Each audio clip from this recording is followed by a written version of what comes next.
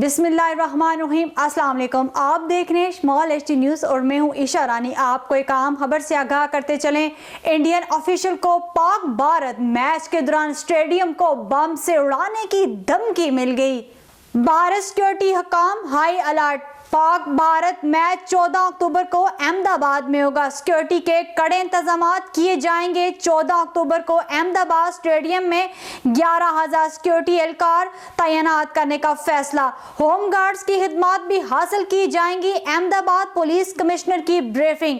जराये के मुताबिक हिंदू इंतहा पसंदों की तरफ से ये धमकी दी गई है, जिनको मोदी हुकूमत ने खुली छूट दे रखी है। आपको एक बार फिर बताते चलें, इंडियन ऑफिशियल को पाक भारत मैच के दौरान स्टेडियम को बम से उड़ाने की धमकी मिल गई।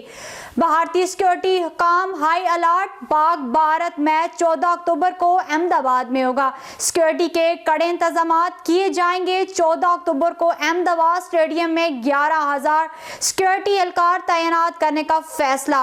होम गार्ड्स की खिदमत भी हासिल की जाएगी। अहमदाबाद पुलिस कमिश्नर की ब्रीफिंग। जराये के मुताबिक हिंदू इंतहा पसंदों की तरफ से ये धमकी दी गई है, जिनको मोदी हुकूमत ने खुली छूट दे रखी है।